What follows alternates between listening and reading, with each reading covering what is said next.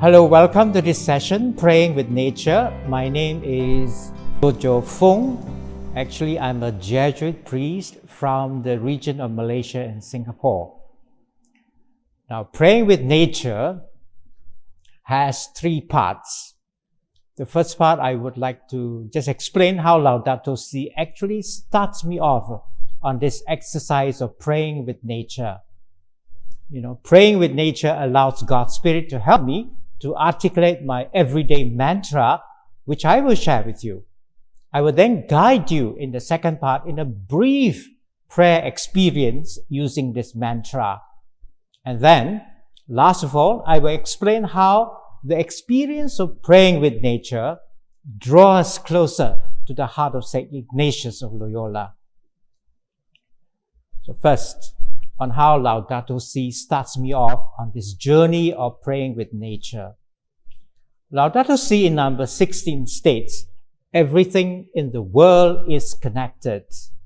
And in Laudato Si number 92, it states, everything is related, and we human beings are united as sisters and brothers on a wonderful pilgrimage woven together by the love that God has for each of God's creatures, and which also unites us in fond affection with Brother Sun, Sister Moon, Brother River, and Mother Earth. This has led me to pray this daily mantra during my morning exercise, when I sit down for breakfast before this tree I named Ganda, and as I walk through the mini forest between the Jesuit residence and the Eliazar Hall on the Ateneo de Manila University campus.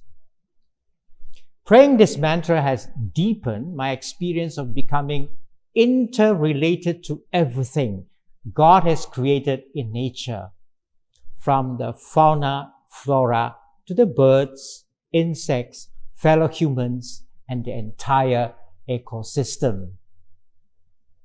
My everyday mantra is this: I'm connected with you, Ganda, and all your fellow trees, with you an ever-glowing sun, with your morning rays, with all of you, the chirping birds around me, the chickens, peacocks, and pigeons, with you, the cabbages, chili, eggplants, and papayas. Each one of you is a part of me, and I'm a part of you. We are a part of each other. Everything, everyone, near and far, you are divine and sacred due to God's presence in each of you. For God has become entangled with creation, earth, nature, through the Son Jesus. God has made a home in each of you.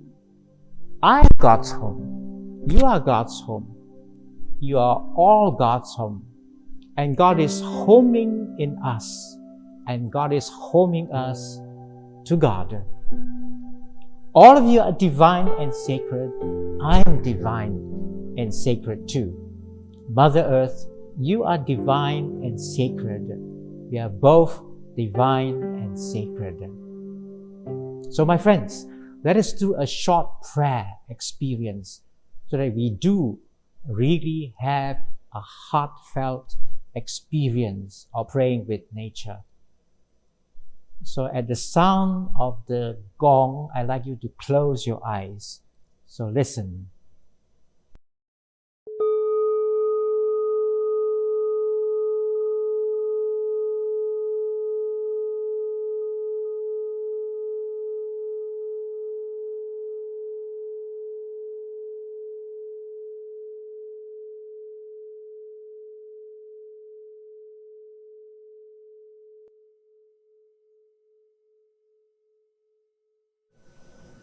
As you and I close our eyes, we quieten down within, and we open our hearts with joy and gratitude as we connect with nature, with God's creation around us. Let's be aware of the trees around us, the leaves, the birds and the bees, the clouds, the wind, and even be aware of the furnitures near to us and the humans around us, near and far. Let's realize that God's presence is everywhere, in everything, in everyone. Let's become deeply aware of God's presence in all things, all humans. And because of God's presence in everyone, everything, I begin to realize that God created us within this sacred web of life where everything, everyone created is part of me. I'm a part of them. And so I become aware that the tree is part of me. I'm a part of the tree. We are one. Now, as we become God's presence, become so aware of God's presence in all things created, in everyone created, let's be grateful that this indwelling of God in everything and everyone, in nature, in creation, makes each one, each thing created by God as God's home. So God is homing in everything, everyone, in nature, in creation.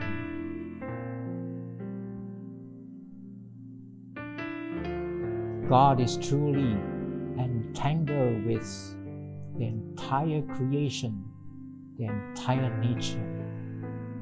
This presence in all things, in all humans created.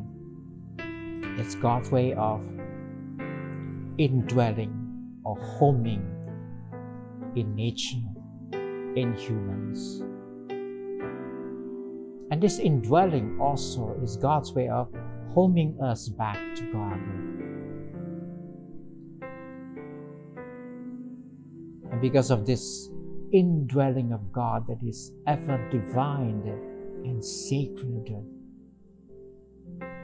you and I realize that as homes of God, not only we are interrelated, but we are truly sacred and spirited by God's presence.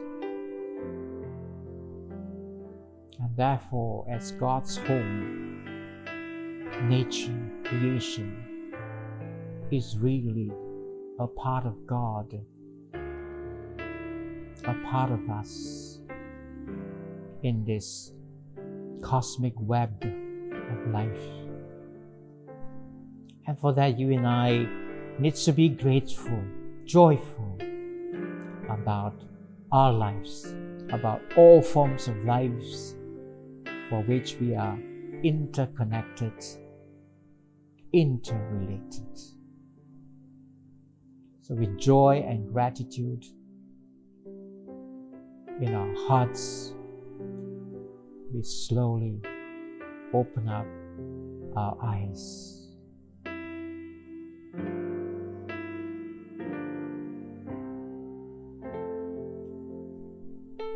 And so we go to the third part. In praying with nature in this Ignatian year, let us allow God's Spirit, or Ruach Elohim, to intimately draw us closer to the heart of Ignatius of Loyola and see all things new in Christ through his heart. Ignatius was a pilgrim who was close to nature.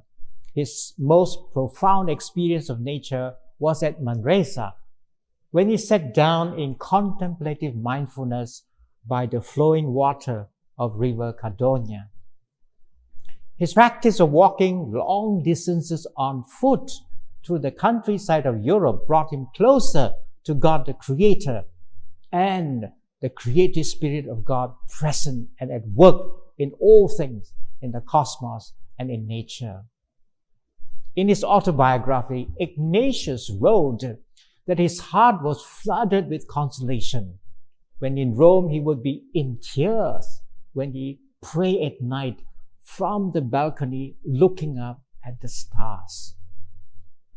Ignatius' mystical experience reaches its peak in the contemplation to attain love in the 4th week of the spiritual exercises. From number 230 to 237, where the divine glory and splendor of God breaks forth in nature, creation. In the second point, Ignatius invites those on a sacred journey to bask in the divine who dwells in creatures, in the elements, giving them existence, in the plants, giving them life, in animals, giving them sensation, in human beings, giving them intelligence. In number 235. In the third point, Ignatius invites those sojourners to consider how God labors and works for me in all the creatures on the face of the earth, to become mindful of how God acts in the manner of one who is laboring. For example, God is working in the heavens, elements, plants, fruits, cattle, and all the rest, giving them their existence, conserving them, concurring with their vegetative and sensitive activities, and so forth, in exercise number 236. And finally, in the fourth point, in the contemplation in attaining love, Ignatius enjoins us to consider how everything that is good emanates from God in an integrated manner, could, as the rays comes down from the sun or the rains from their source, in exercise 237. What becomes clear is that humans are inseparable from nature and creation and the Creator. And these 3 points, Ruach Elohim, is the creative power that suffuses, sustains, and sacralizes God's creation and all things created in our common home. This experience of praying with nature depends on our sense of being interdependent and interconnected with nature, with all created humans and things, to the point that we learn to exclaim like the women and men elders, healers, sages, and shamans of the Lakota Sioux Nation in the US, Mitakuya Oyasin. That means all of us are related. We are all relatives. And ultimately, my friends, we feel intimately connected with the Creator, sustainer God, whose ruah, whose breath of life is in all life forms. This life-giving ruah, breath of life, thus lift our hearts to offer praises to God in union with all life forms, offering a joyful cosmic hymn of glory and honor to God. So, dear friends, pray with nature. Thank you.